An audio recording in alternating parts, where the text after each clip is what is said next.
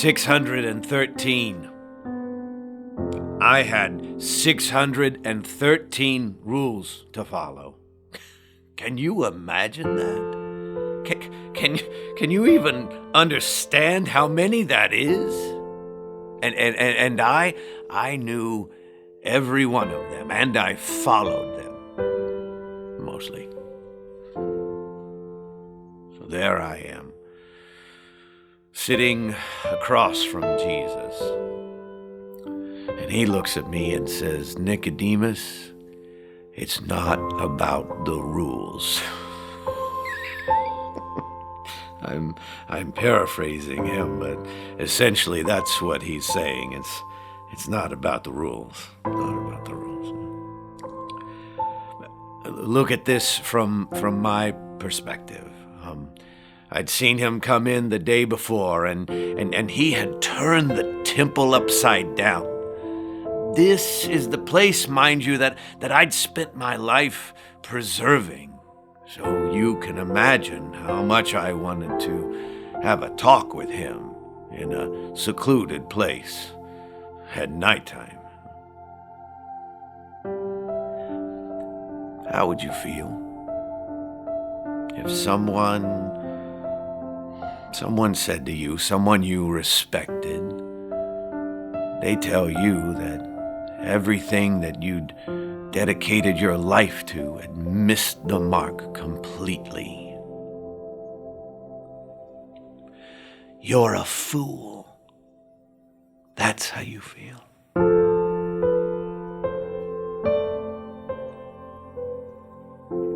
So I said something to him like, one rule that seems too good to be true, because it was. Believe he's the Messiah. Believe he's the one that was promised. And he said it like he just glazed over it like it was some simple thing. And then went on talking about good and evil, and I'm thinking, wait, go back to where you took what was so complicated and made it not complicated.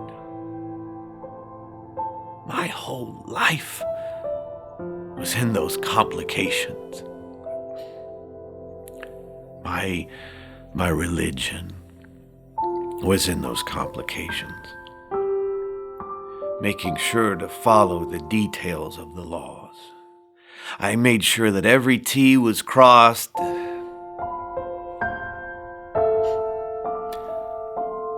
I thought that is what was going to save me. 613 laws.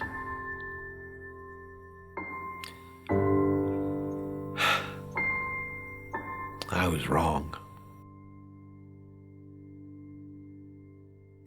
It was love that saved me. For God so loved.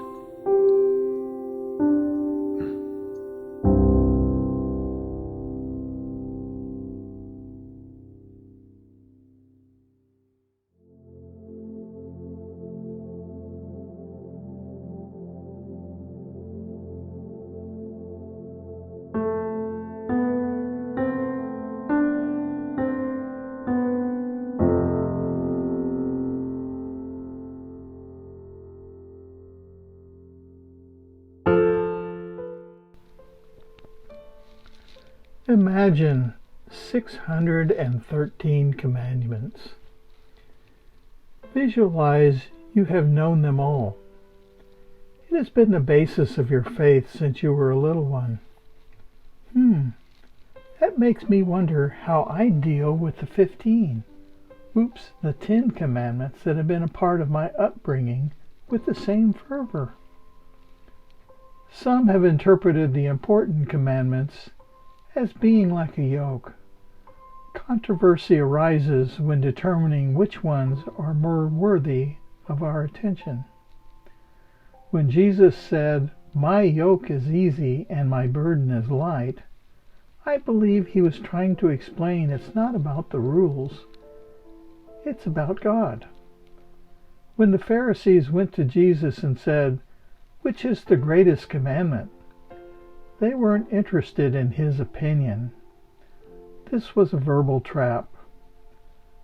They believed that no matter what Jesus said, they could argue with him, discredit him, and most importantly, ignore him. But Jesus took the 613 commandments and summed them up in two: love God and love others. Let's look at the top 10 we traditionally have held. The first 4. Shall have no other gods before me. Shall not make graven images. Shall not take the God's name in vain. Remember the Sabbath day holy. And the next 6. Honor thy parents. They shall not kill. Shall not commit adultery. Shall not steal. Shall not bear false witness against your neighbor. And shall not covet.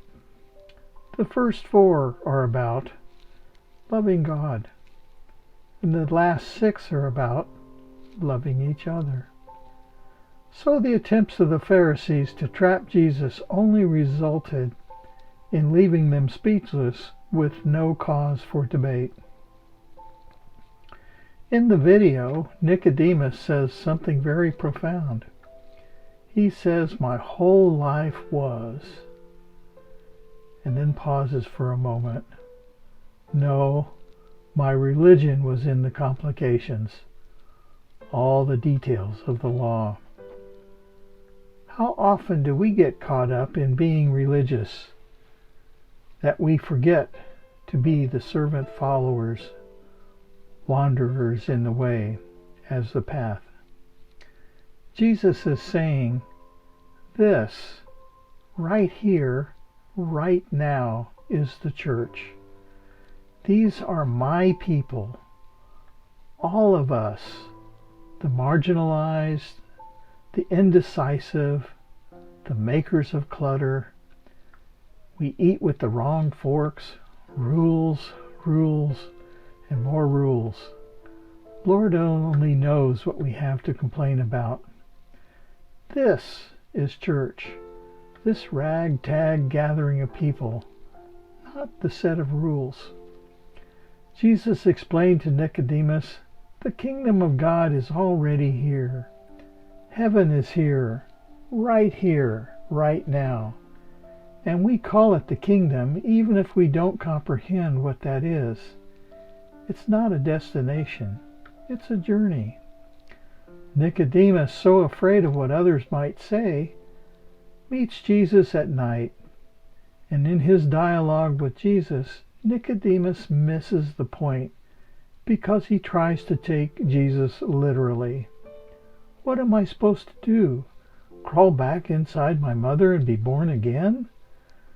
Jesus wants Nicodemus and us to see the world with new eyes, to listen with new ears, to see the kingdom of God is not as a final reward, but something we connect to right now.